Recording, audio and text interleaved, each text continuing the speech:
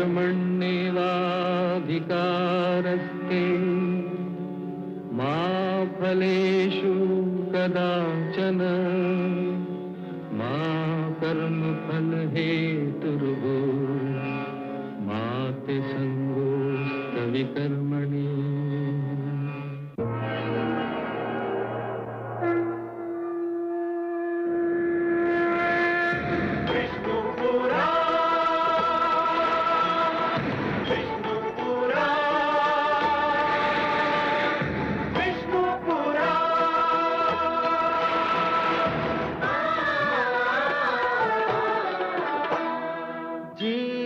ज्ञान ब्रह्म ज्ञान अथ श्री विष्णु पुराण ओम की कथा महान जय श्री विष्णु पुराण विष्णु पुराण विष्णु पुराण विष्णु पुराण।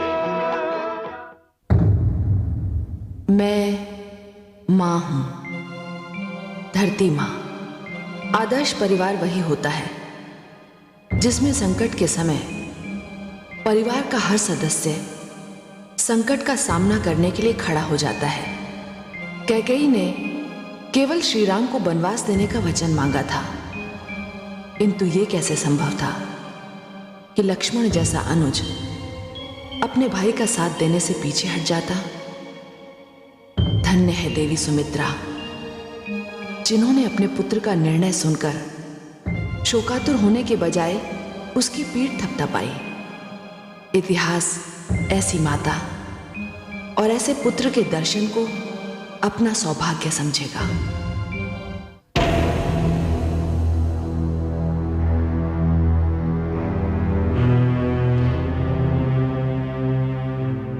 प्रणाम माताश्री। आयुष्मान भवा। माताश्री, मैं आपको कुछ बताना चाहता हूं। हाँ? माताश्री, मैंने भ्राताश्री राम के साथ 14 वर्ष का वनवास जाने का निर्णय कर लिया है।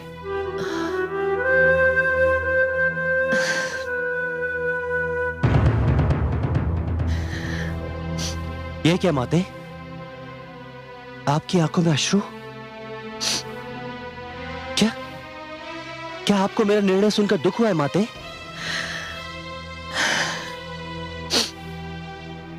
नहीं पुत्र, ये तो हर्ष के आंसू है। दुख तो मुझे तब होता जब तुम इसके अतिरिक्त कोई और निर्णय लेते। मैंने कई बार प्रयत्न किया कि तुमको और पुत्र राम को मैं अलग अलग दिख सकूं,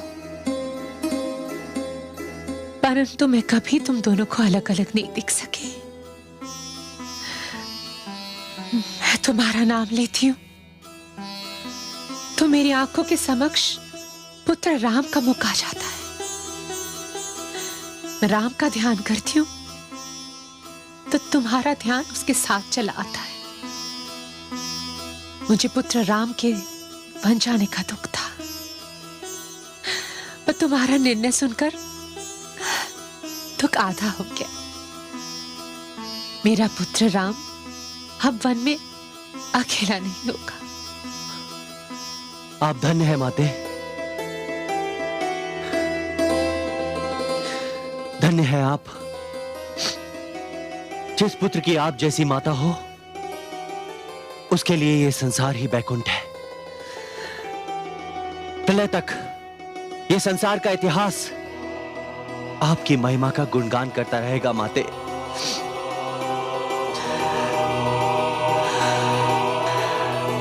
आयुष्मान भवा। माते, आपके चरणों की धूल मेरे माथे का तिलक है। अब मुझे विदा करें।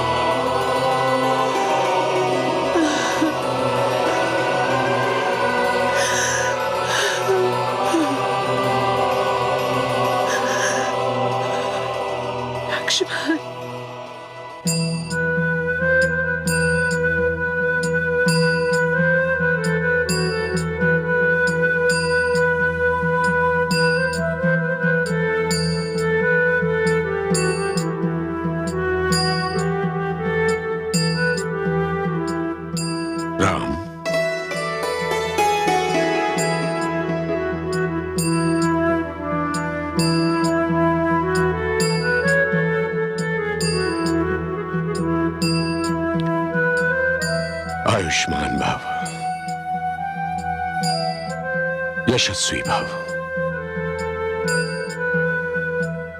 मुझे सब कुछ ज्ञात हो चुका है शिष्य। जब तुमने अपनी गुरु माता से गेरुए वस्त्र लिए थे, तब मैं सोच रहा था कि इसका क्या कारण हो सकता है, क्योंकि राम का कोई काम अकारण तो हो ही नहीं सकता। परंतु आज मैं समझा कि उसका क्या कारण था। कब क्या होगा, ये तुम्हारे अतिरिक्त और कोई नहीं जान सकता राम। ये वस्त्र मुझे अत्यंत प्रिय है गुरुदेव, और फिर ये रंग मेरे अंतर में रचा हुआ है। मैं कुछ और ही सोच रहा था प्रिय शिष्य। क्या गुरुदेव? तुम 14 वर्ष के लिए वनवास पर जा रहे हो राम, और मैं ये भली भांति जानता हूं कि महाराज दशरथ 14 पल भी तुम्हारे बिना नहीं रह पाएंगे। उनका क्या होगा राम? हम सूर्यवंशी हैं गुरुदेव, नियति को झेलने में हम अभ्यस्त हैं। तुम्हें लौटने में विलंब हुआ, इसलिए मैं यहां चला आया। अब मुझे जाकर अभिषेक का प्रबंध रुकवाना पड़ेगा। रघुकुल में ऐसा पहली बार हुआ है, पहली बार।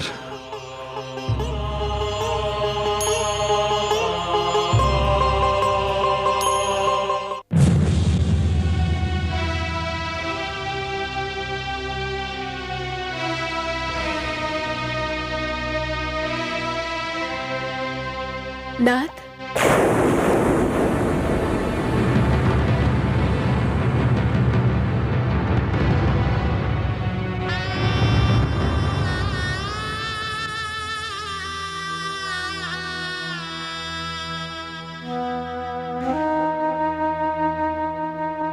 आप सोच रहे होंगे कि बाकी सारे आभूषणों का तो मैंने त्याग कर दिया,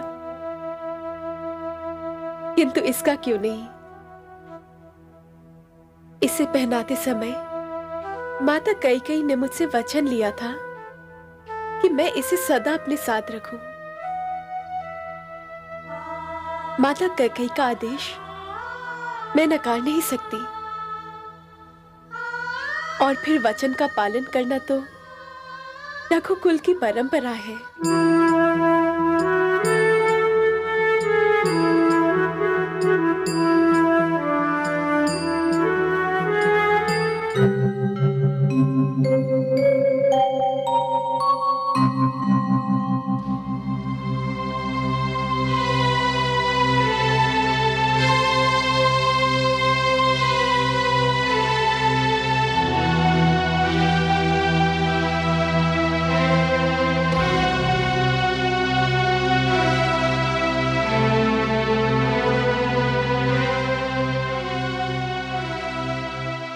माता श्री,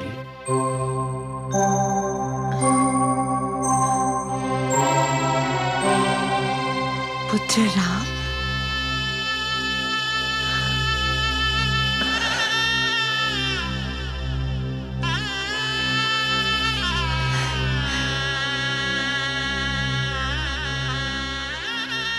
मेरे भाग्य में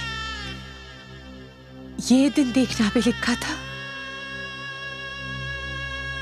कि मेरे जिस पुत्र के लिए राजसी वस्त्रों का भंडार भरा हो,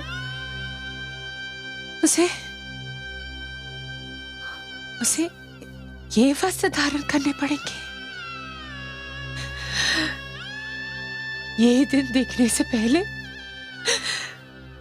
मैं मर क्यों नहीं गई? यह वस्त्र तो अत्यंत पावन है माता श्री।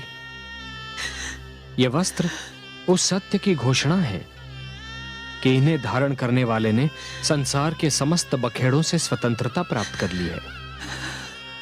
वो अब मोह माया के जाल से निकल चुका है। सांसारिक चमक दमक अब उसे लुभा नहीं सकती।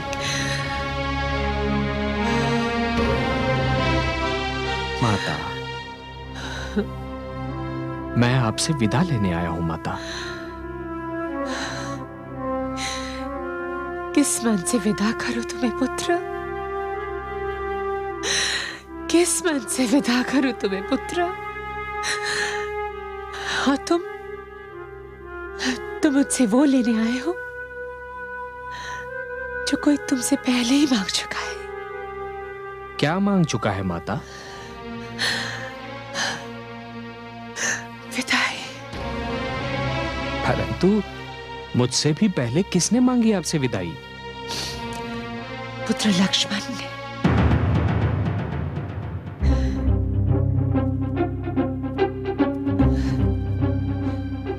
उसने तुम्हारे साथ वनवास जाने का निर्णय ले लिया है पुत्र। वनवास? लक्ष्मण ने? हाँ पुत्र।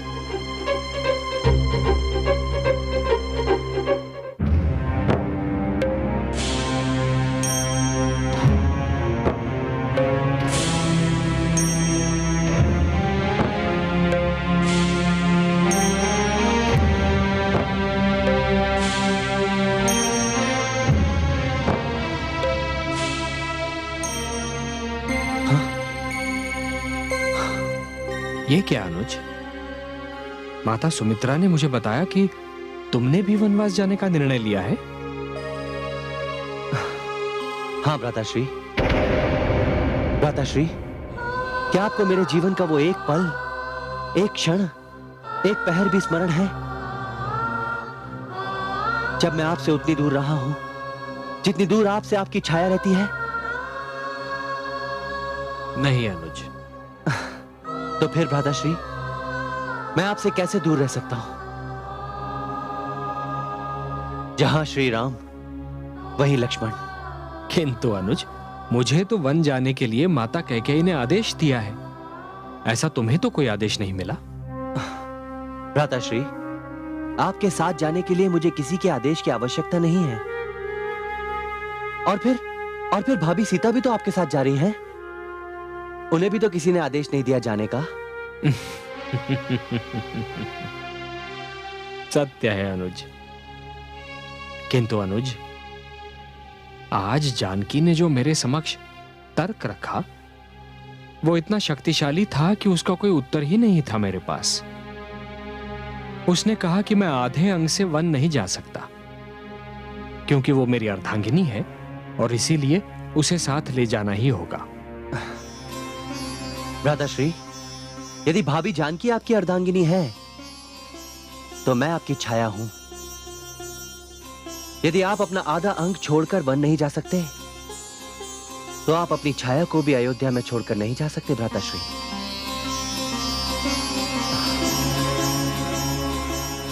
भ्राताश्री, वन में आपकी और भाभी श्री की देखभाल कौन करेगा? कौन रक्षक और प्रहरी बनकर रहेगा? कौन आपकी सेवा करेगा? आप अनुज समझकर नहीं तो सेवक समझकर ही अपने साथ ले चलिए।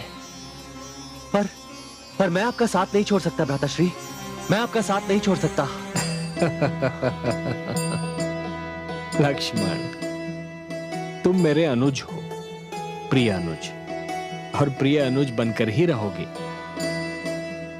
किंतु मैं तुम्हें अपने साथ चलने की अनुमति केवल तभी दे सकता हूं जब देवी उर्मिला तुम्हें स्वेच्छा एवं प्रसन्नता से मेरे साथ चलने की अनुमति दे दें। अवश्य भ्राताश्री, अवश्य। परंतु मुझे तनिक भी संदेह नहीं है कि मेरी धर्मपत्नी देवी उर्मिला को अनुमति प्रदान करने में तनिक भी संकोच होगा। भ्राताश्री, जिस प्रकार आप मेरे आदर्श हैं, भाभी जानकी देवी उर्मिला का आदर्श है। मैं अभी देवी उर्मिला से अनुमति लेकर आता हूं।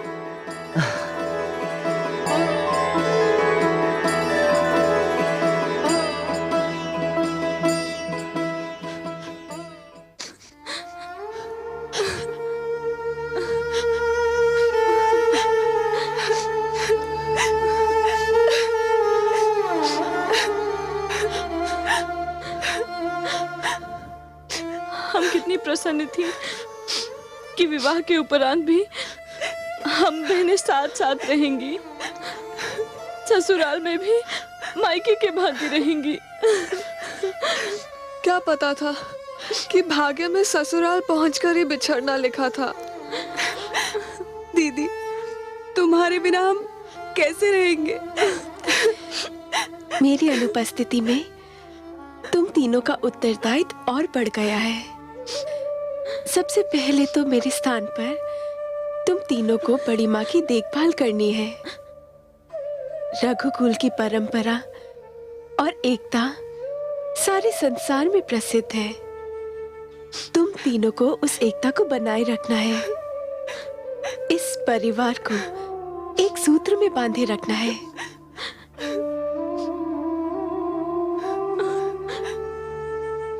मुझे तो दुख इस बात का है दीदी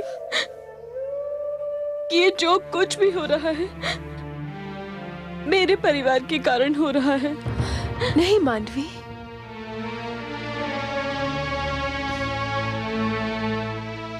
होने को कौन टाल सकता है मानवी, किंतु तुम मुझे वचन दो कि तुम माता कैकेयी को पल भर के लिए भी आभास नहीं होने दोगी कि इस घटना के कारण पारिवारिक नातों में कोई भी अंतर आया है।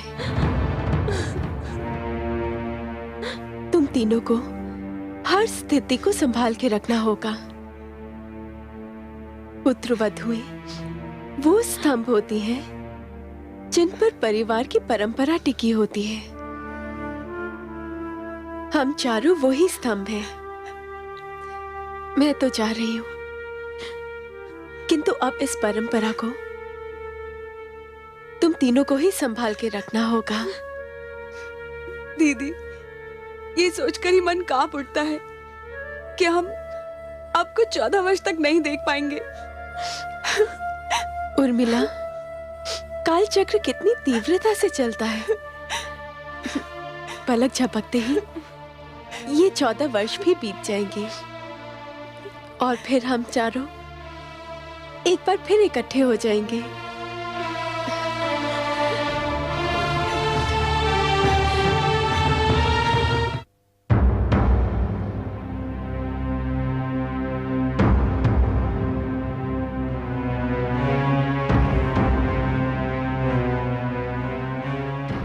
ये देवी उर्मिला कहाँ गई?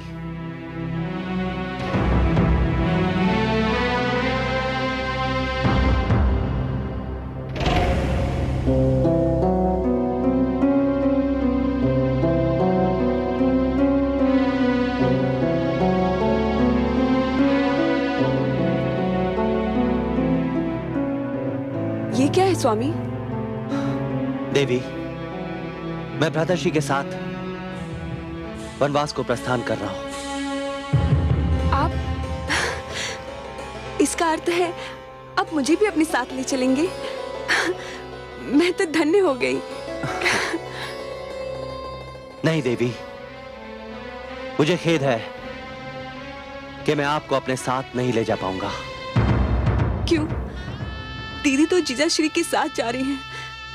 जब आपके आदर्श अपनी धर्मपत्नी को अपने साथ ले जा सकते हैं तो आप मुझे क्यों नहीं ले चलते?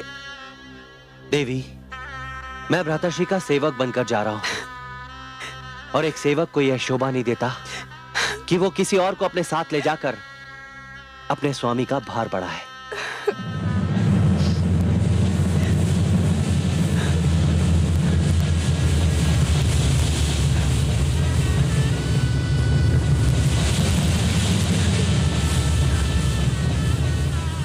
देवी, मैं जानता हूं कि आपको इसका दुख है, परंतु मुझे विश्वास भी है कि आप मेरी परिस्थिति को समझने का प्रयत्न करेंगी। मेरी इच्छा थी कि मैं आपकी सेवा करती। देवी, मैं आपके पास एक याचना लेकर आया हूं। आदेश दे स्वामी। भ्राताश्री का आदेश है कि जब तक आप मुझे स्वेच्छा से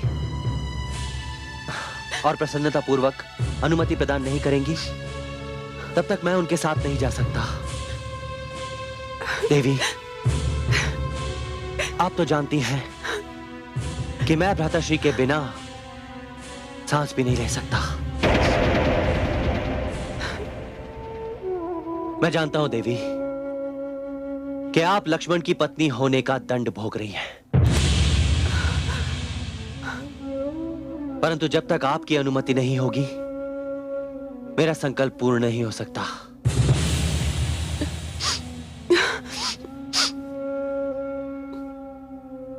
ऐसा मत कहिए स्वामी। आपके भ्राता प्रेम को ये संसार सदा उदाहरण के रूप में स्मरण रखेगा। मैं मन की गहराइयों से आपको जाने की अनुमति देती हूँ और ये वचन भी देती हूँ कि आपके लौटने तक मैं कोई भी वह सुख नहीं मांगूंगी जो वन जीवन में आपको ना मिलता हो। धन्य हो देवी, तुम धन्य हो। तुम्हारे इस त्याग और बलिदान को संसार सदैव याद रखेगा।